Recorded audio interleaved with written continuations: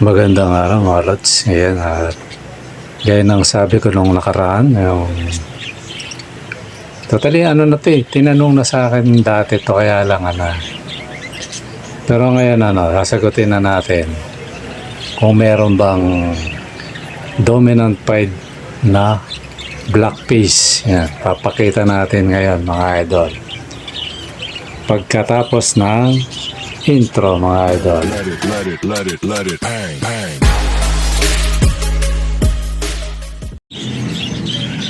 Magandang araw mga lods. Yan, at magandang bagong taon sa ating lahat. Yan, sana maging masagana ang ating bagong taon mga lods. Yan. Ngayon mga lods, gaya na sabi ko kanina, meron na bang na dominant na black face? Di ba merong na black budgie o black face black wings ganyan. Ngayon meron na bang dominant na black face? Yan. Yan yung ating itatopic ngayon. Totally marami yan mga idol. Papakita natin ngayon kung ano yung mga mutation na meron na, although alam ko meron pang iba dito eh. Yeah, itatopic natin yan. Pero bago yun mga lods, inaano ko yun na lagi kayong mag-comment yan para masali kayo dun sa ating ating parapol. Yan kasi na yan yung parapol natin, bigla na lang nating i-announce yun mga lods. Kaya comment lang ng comment.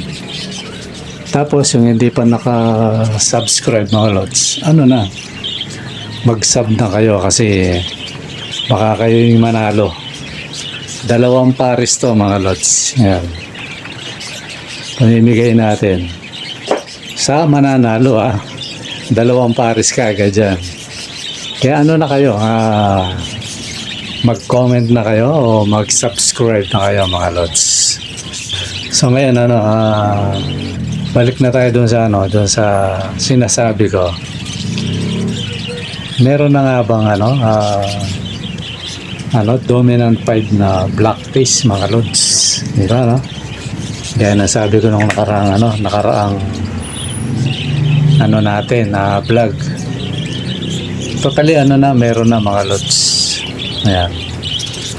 Kaya lang pinapauna ko hindi akin to.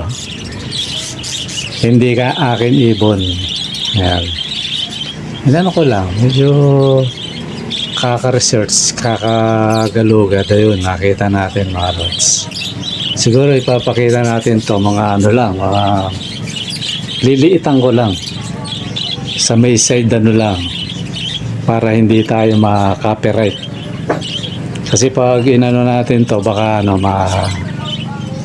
baka ma-copyright tayo mga lods. Kasi dati nadali na ako dito sa black budgie na to hanggang sa binura ko na lang yung video kasi nagkaroon tayo ng doon issue, diba kasi masyadong maselan yung may-ari ng video.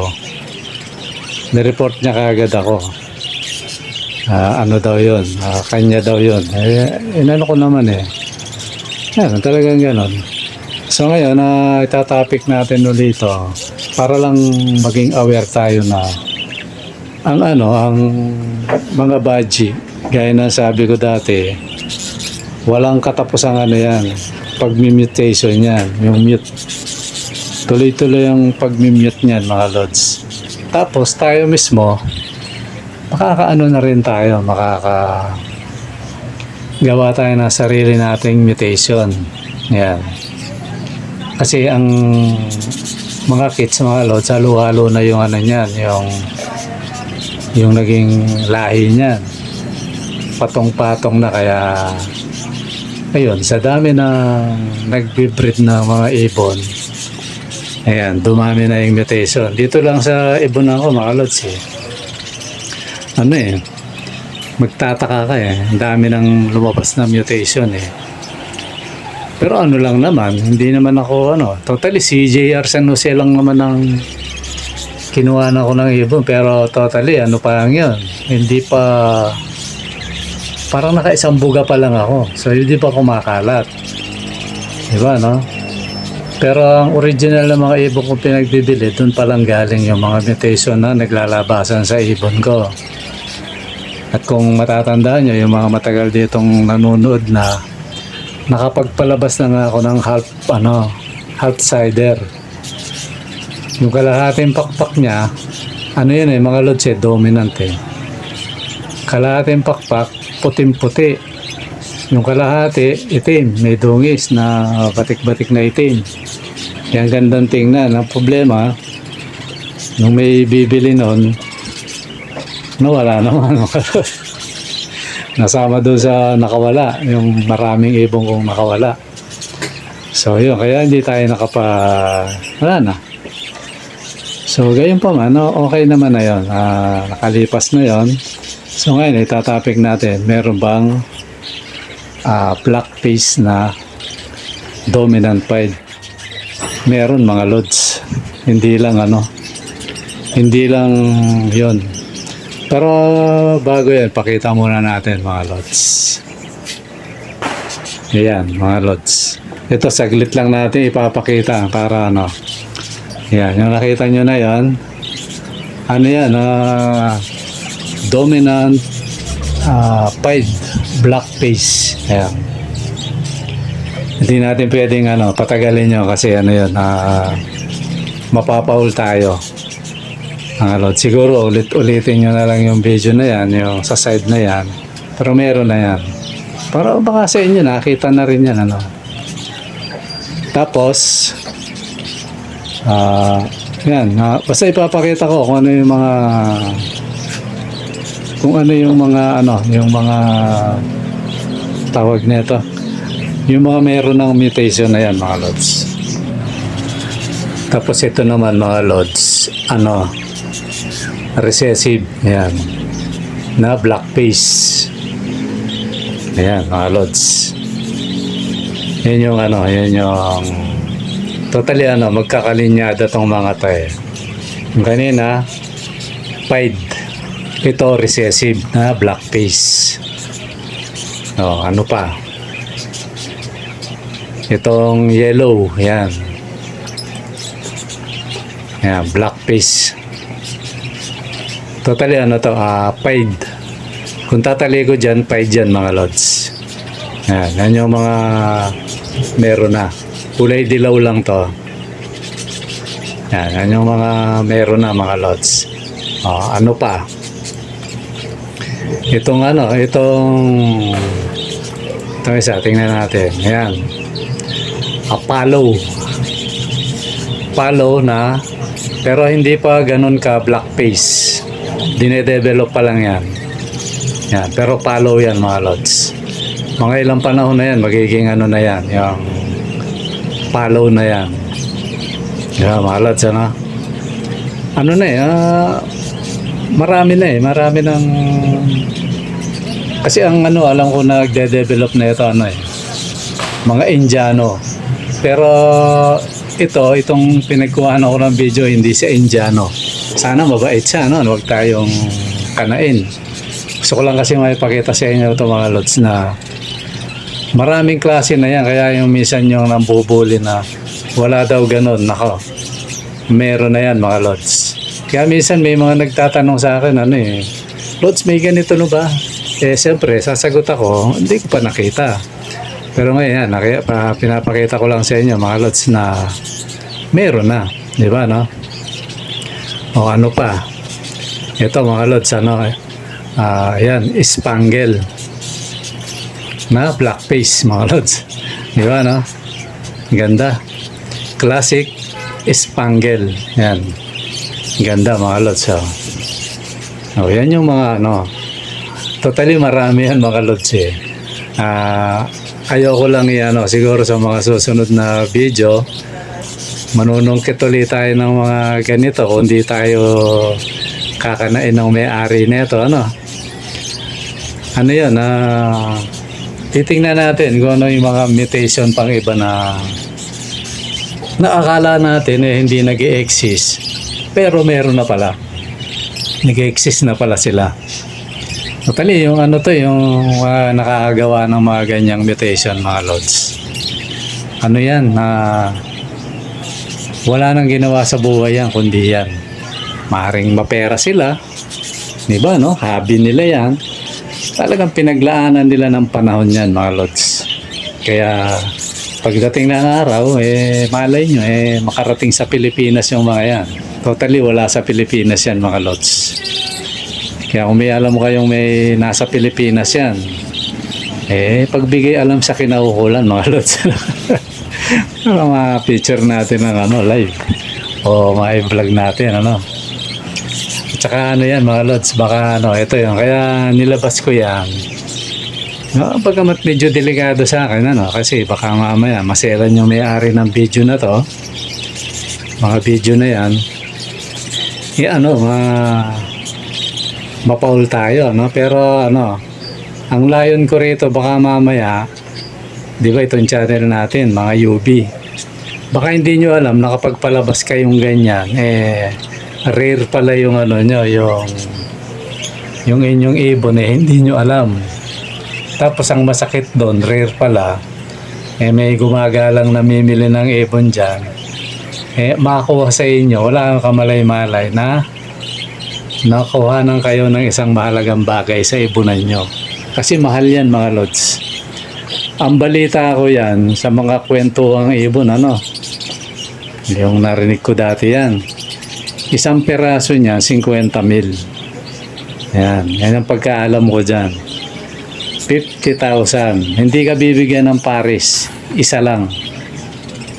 Kumbaga, paghihirapan mo talaga na matagal na ilang buwan o taon bago ka uli makapagpalabas ng ganyan.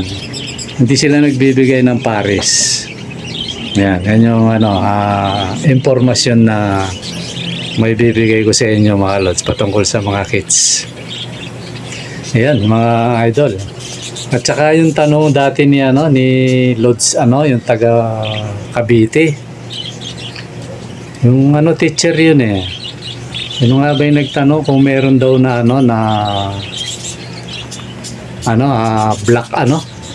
black rainbow na red eye. May possible yun siguro. Possible siguro yun. Baka nakita na ni Lods Nantay ko nga nung panahon na yon kung isesend niya sa akin kaso baka tanong lang niya talaga yon. Pero possible yun, mga Lods, na may ganun. Halimbawa, rainbow na red eye, ganun. Di ba, Kaya lang, ang pagkatanong sa akin, parang black rainbow na red eye. Lupit nun, mga Lods. Masyadong rare yun. Pero sa panahon ngayon, hindi na imposible yun, mga Lods. Kasi, marami nang magagaling na ngayon, na mag-iibon. At saka dito, hindi naman hindi naman maging veterano ka bago magpalabas ng rare. Hindi, para sa kaalaman nyo, mga Lods, sabi nga nung napakinggan ko rin, ang rare na ibon, may diba, may kahit anong ibon mo, kay African yan, kay kids. Pero sa parakeets tayo, mga Lods, baji. Yung lalabas na rare na ibon, hindi mo alam kung saan aviary yan o kung saan kulungan yan. Kasi bigla na lang yan lumalabas. Yung natural, kaya nang nakapagpalabas ako ng half-sider. Kalahati, iba kulay, kalahati, iba kulay, Yun, di ko naman yan. Talagang bigla na lang lumabas.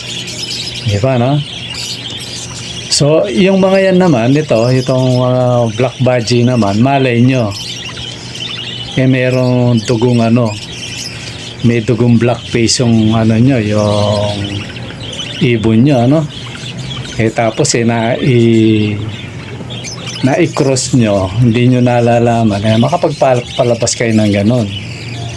Kaya maganda rin yung mga Lods, yung nanonood kayo ng mga ganitong vlog, lalo na yung vlog natin, yan, nagbibigay tayo ng abot sa kaya natin na impormasyon, minsan wala sa ibonan natin, nahagip natin, na makakatulong sa ating pag-iibon, binibigay natin yun sa kapwa natin mag-iibon.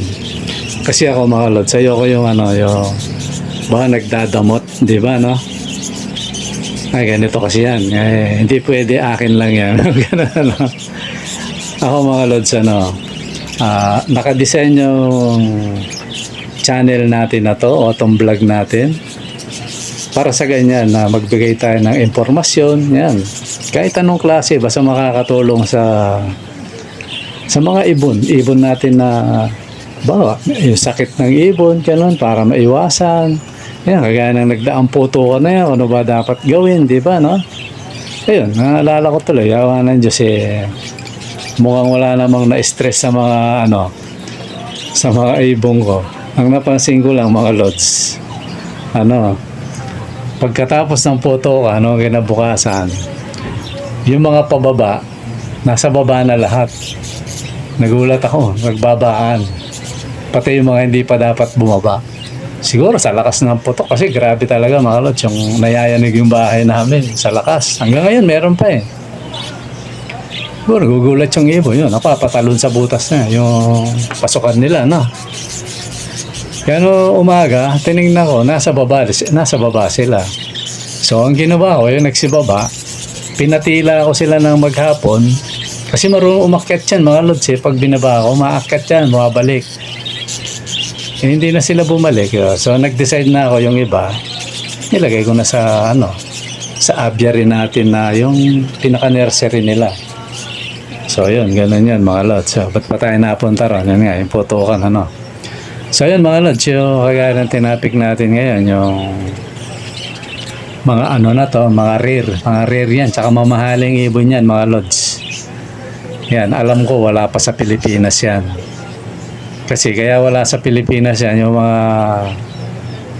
mga mag-iibon, na-focus silang masyado sa nung mga nagdaang panahon bago mag-pandemic o kasagsagan ng pandemic at saka pagkatapos ng pandemic, na-focus sila sa African lovebird kasi makukulay Kumbaga, nung panahon na stress yung tao, yan, na-focus yan. Kaya biglang boom yung mga biglang kumalat yung mga African. So itong pagde-develop, yung may mga dating markets, hindi nila na siguro to. O maaaring hindi pa nila alam kung ano gagawin, Yan, hindi na pagtuunan.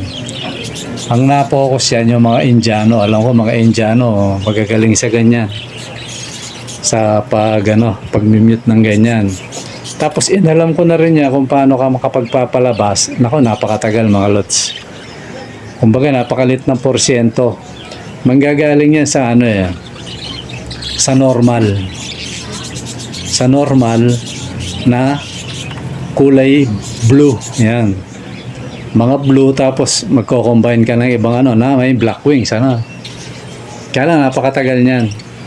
So itong mga to, yan, kaya nang nakita ko na to, sila, naiparis na sila sa iba't ibang ibang mutation. Kakita nyo, may meron ng follow, meron ng dominant, meron ng pied, meron ng recessive. Marami yan mga lods Yan lang muna yung ko kasi baka mamaya tayo madali tayo pag medyo pinokus natin ng masyado sa vlog natin yan. Mamaya makita. Kasi yung natin, siyempre buong mundo yan, napapanood, baka mamaya makita. Sabi niya, akin video yan di ba? Madali tayo mga lods, kaya hinay-hinay lang kumbaga. Siguro sa mga susunod, mga ilang linggo, mga ilang hindi kuha tayo uli sa kanila mga lods. So yun yung natin mga lods, yung sinabi ko sa inyo at yan, pakita ko na. Yan, Ayan mga lods, pinapanood ko, gandang-ganda ako, napakaganda nilang tingnan mga lods. Ayan.